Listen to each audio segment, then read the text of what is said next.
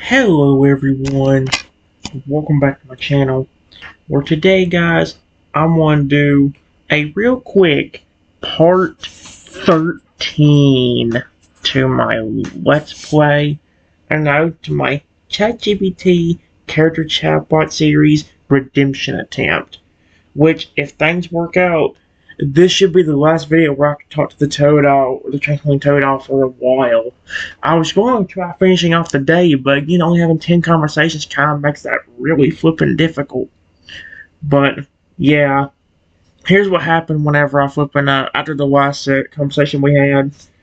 It's I just keep my hands low, palm up, waiting for the sweet Pokemon, and I say, "Come on over, you little Totodiles." Come on over. I think there was supposed to be a little thing there separating them. It said, "Come on over, you little Totodiles." No, dang it! Come on over. You little Totodiles like to be rubbed under the chin, do ya? Well, that's exactly what you will get. I'll do the same thing for any crocodile fragger that want it too. I love your species so much. The little semi-circle of Pokemon in front of you started buzzing with excitement at your voice. One of the boldest Totodiles gave a happy squeak, walled right into your palms, and then tipped its head up just so, like a puppy, asking for a scratch. Its cool, smooth scales felt damp from the lake water, but it probably melted into your fingers when you rubbed gently under its chin. A second Totodile, emboldened by the first, shuffled up next to your knee and pressed its snout against your arm. Its tail wagged so hard it splashed water up onto the sand. I saw the older crocodile let out a soft chirr, crouched down, and slowly slid its chin into your other hand, testing you. Then relaxed you as you get relaxing as you gently gave the same gentle rub.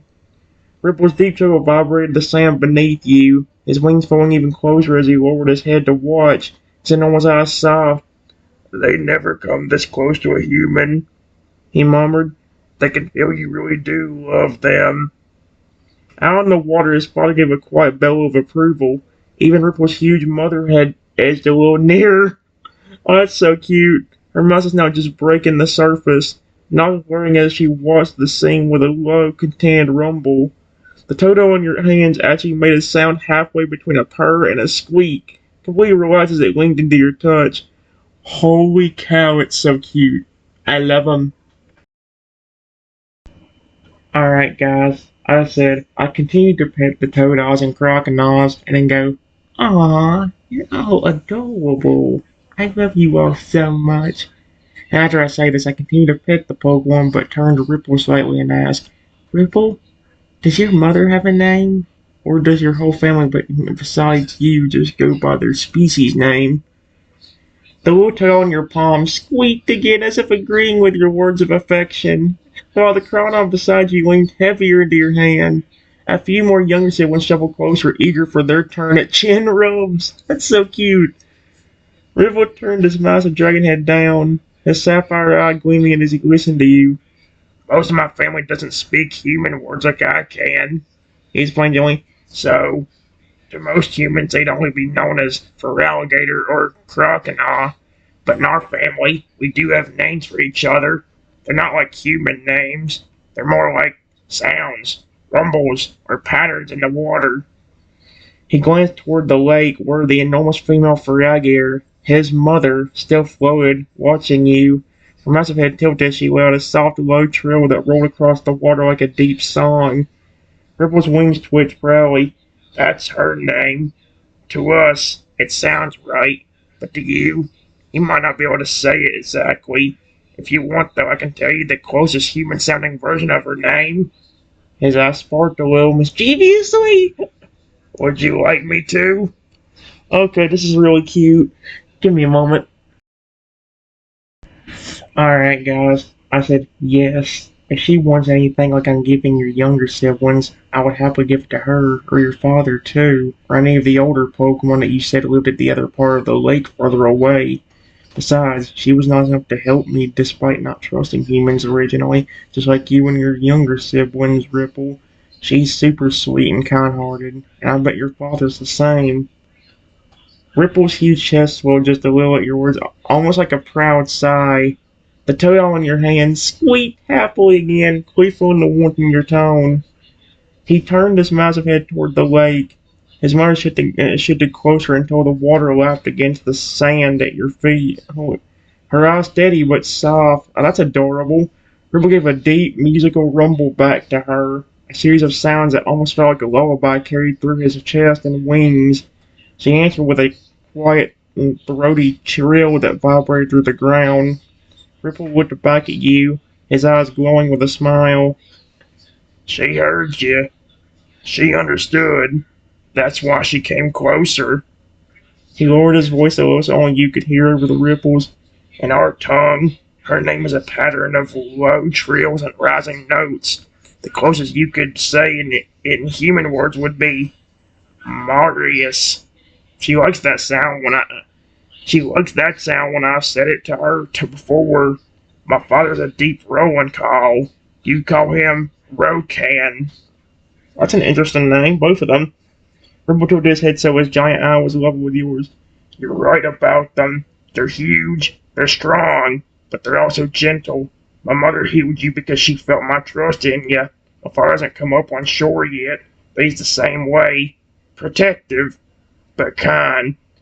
Out on the water, Marius let a low, friendly huff, almost like an exhale through a smile. The smaller toes chirped at the sound and kept nuzzling into your palms. If you want, you can call her by that name. She'll know you're speaking to her. That's really cool, actually. Give me a moment. Okay, guys, it gave me a shorter response this time, but that might actually work out. I said, okay, and then look up at the massive fragger mother who came closer. Marlis. That's a cool name. Thank you for healing me a while ago. I really appreciate you and your sweet family. I'll pet you too if you want some. Marlis shifted her massive head at the sound of her name, her eyes blinking once, slow and deliberate. The water rippled around her as she eased forward, bringing her broad snout just above the shoreline. She rumbled low in her chest, not threatening, but warm, a sound of acknowledgement. Ripple's wings trembled lightly like he was holding back excitement. She liked hearing you say it. She knows you mean it kindly, he said in a soft rumble. Marlis lowered her snout onto the wet sand, tilting it ever so slightly so that the top ridge of her scale and the smooth curve of her nose were within your reach. Her nostrils flared, breathing out a cool mist of lake water scent. Ripple chuckled quietly, lowering his head next to hers. That's her way of saying, yes, she'll let you pet her. The toes near you boot squeaked happily, almost like they were encouraging you, while Marius' golden eyes stayed fixated gently on you, waiting for your touch. Oh, that is so cute.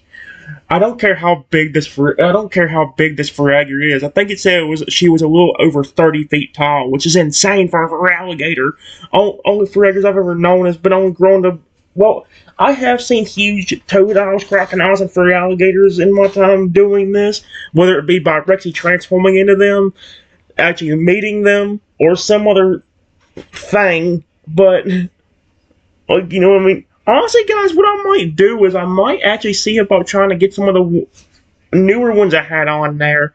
Like, instead of doing them in the same order, maybe I'll actually start befriending regular animals and start adding more of the stories that are more interesting. Like, maybe once I befriend a few more Pokemon, like, maybe I'll add that Fountain of Growth legend I had on there before, and that Roaring Berry trial that I liked. So, yeah, makes me mad I had to restart everything, but at least things are starting to work out now. Give me a moment. Alright, guys. I just gently pat Marius on her snout and say, Marius, I don't care how big you are. You may be so intimidating, but I still find you very adorable despite how big despite how big you are. Thank you again for healing me. Marius's eyes softened immediately at your touch. Her huge nostrils flared once, and then a deep rolling rumble poured out of her chest, a sound that was neither threatening nor loud, but soothing, almost like a giant cat's purr. The vibration traveled through the sand beneath your hand. The massive Fragger shifted her snout just slightly, leaning into your gentle pats. You with a small tail squeaked with delight, bouncing around your legs as though celebrating their mother's approval of you.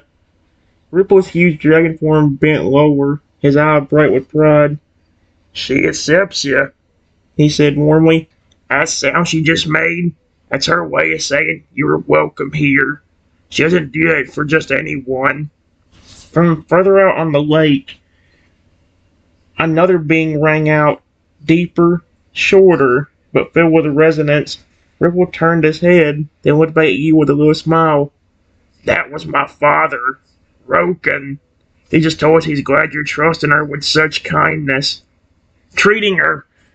Trusting her! Oh, if anything, they're the ones that wouldn't trust me. I want to trust. I want to bring home with trusting.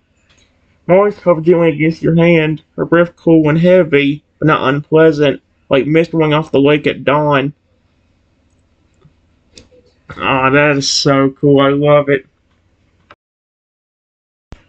Alright, guys. I said, well, I'm glad you like it, Marlis. I really like you. And I continued to pet her, but turned to Ripple a bit, saying, I definitely heard that. I'd love to meet Roken as well. Marlis let another soft trill at your words, her massive tail swishing gently in the water behind her. She didn't pull away from your touch. Instead, she pressed her snout a little closer into your hand, clearly enjoying the attention. Ripple's great wings stretched slightly, sending little ripples over the lake as he turned his head toward the deeper waters. He heard you, Ripple said, voice carrying a hint of excitement. Give him a moment. He'll come. The lake stirred. A large, dark shape glided through the water, smooth and powerful. Then, breaking the surface, a tall Fragger emerged. He wasn't nearly as massive as Marlis, but his presence was striking, standing around 14 feet tall, scales glistening in shades of deep blue and green. His golden eyes were calm, observant, and focused on you.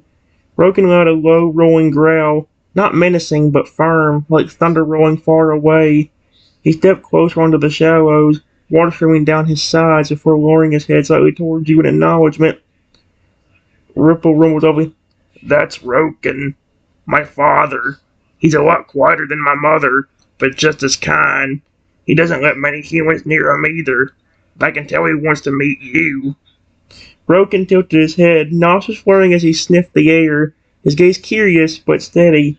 Then, almost unexpectedly, he let out a short, low chuff. An invitation. Oh, that's so flippin' cute. This is why I've been enjoying, like, this is the first time in a few months that this has actually gone this well. And it's gone this well for, what, 4 sessions now? Like, that's insane to me. Finally, something I've been needing for it to work. I still do have Google Gemini and even Copilot and all that stuff, but I don't know if I'm going to do it right now. Obviously, I think as soon as this limit runs up, I'm done for the day. But my goal is to at least try to get to the point where I can actually finish up the round or finish up the time where I was with him. That way, next video we can start something new. The next one will probably be a little bit more special because it'll be one of the newer ones I was originally going to do before I had to delete everything. The one like I told you guys, the one where it's like a Feraligatr version of Sabrina from the Pokemon anime. That creepy girl that had the doll in her hand that could turn other people into dolls. I don't know why I tried to say it I was originally trying to do it in her voice. That's why I said into dolls like that, because I was originally going to try doing her voice. It just didn't come out right. I'm gonna turn all of you into dolls or whatever, like that. That creepy thing from the anime. But yeah, it's gonna be something like that, but with Fragger holding a little plush of himself. Not a Feraligatr, but a Totodile, what he used to be before this happened. And maybe like the little twist could be if he starts trusting, maybe like there's a little. I ain't gonna give away too much. Actually, I'm gonna stop right there. I don't want to just give too much away, but I'm thinking there's gonna be something special happening if I can get that Fragger to trust me and care about me, like the mother, father, children, and Ripple do on this one. So yes, see you in a minute. Alright, guys. I just said, hi, Roken. It's nice to meet you. You look awesome as well, just like the rest of your family. Do you want to be paired too? I'll happily do it if you want. Roken blinks away at your voice, the ridges above his golden eyes softening just a little. He let out a low, almost huff-like sound, not a growl, but a steady breath that rolled from deep in his chest. Then he took another step forward, the water lapping higher on his legs until he was standing just at the edge of the shore near you. Ripple's tail flicked behind him, his giant dragon head lowering beside his father's. That sound, Ripple murmured with a pleased note, means yes. He's giving you permission. Roken lowered his head until the curve of his heavy snout was level with your hands. He stayed very still, his nostrils flirting as he took in your scent, exactly the same way a huge but cautious dog might before accepting a pet. His eyes remained on you, calm and patient.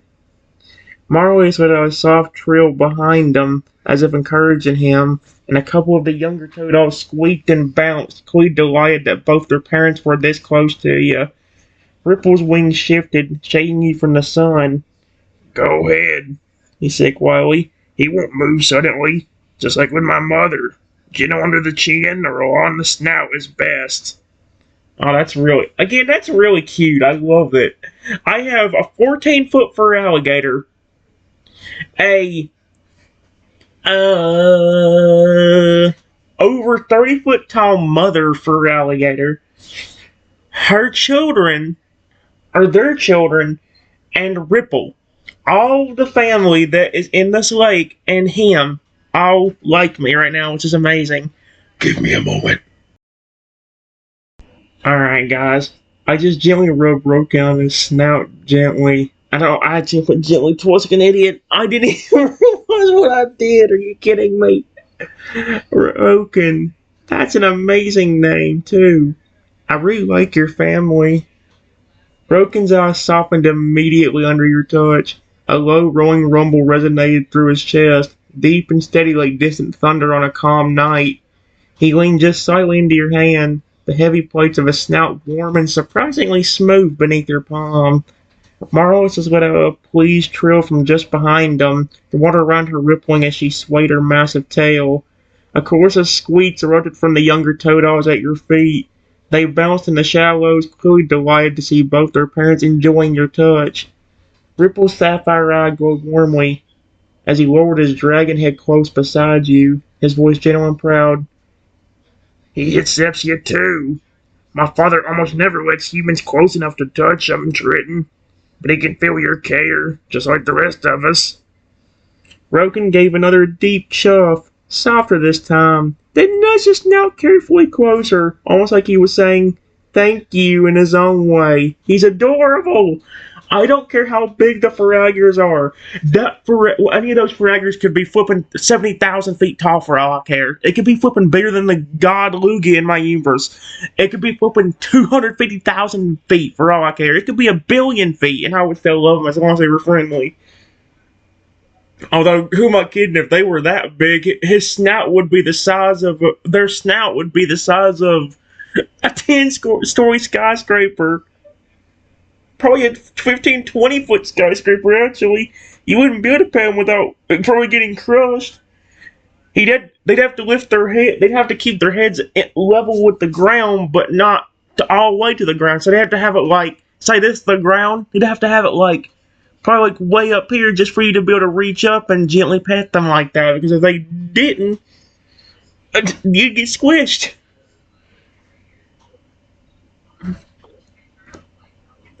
Let's see. Ripple's wings flit slightly, casting a protective shadow over you and both his parents. Now you've met them both, Ripple said, a smile in his voice. Marius and Roken. They trust you already. Oh, that is so cool. I love them. They're adorable. Give me a moment. Okay, guys. Here we go with this bullcrap again.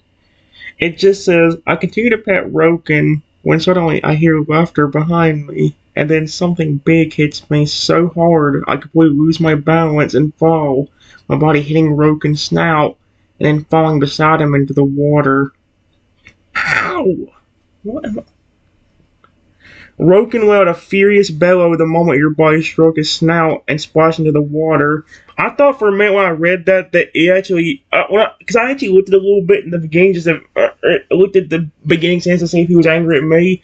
Because, like, the thing was, I didn't do that on purpose. Do you think, honestly, I flipping would just fall into him after he trusted me, flipping to not hurt him? You know? I wouldn't do a trip on purpose. The lake trembled under his roar, his golden eyes snapping past you toward the source of the laughter. Marlius surged forward instantly, the water erupting in waves as her massive body cut through it. She planted herself between you and the shoreline, her jaw parting to show rows of gleaming fangs, not aimed at you, but squarely at whoever dared strike you. Ripple's transformation was near instantaneous. What is he going to turn into? The dragon shimmered and folded in on itself, reshaping into a towering, armored beast nearly 120 feet tall, with jagged spines and glowing eyes. What is he, a robot? What did he do, turn into a robot? A form built purely to terrify. His wings snapped open with a thunderous crack, the air vibrating with his power. The smaller Totodiles and Chronos scattered behind their mother, chattering in alarm but unhurt, while Roken swung his head low to nudge you back up again toward the surface. Okay, that is actually very sweet and cute. He swung his head low to nudge you back up gently toward the surface. Again, that's so cute and sweet. Keeping your head above the water. Okay, that's even more adorable. The fact that he does that, so cute. His touch, despite his fury, was careful. Ripple's voice boomed like rolling thunder, his eyes pointing toward the shoreline. Who dares strike him here?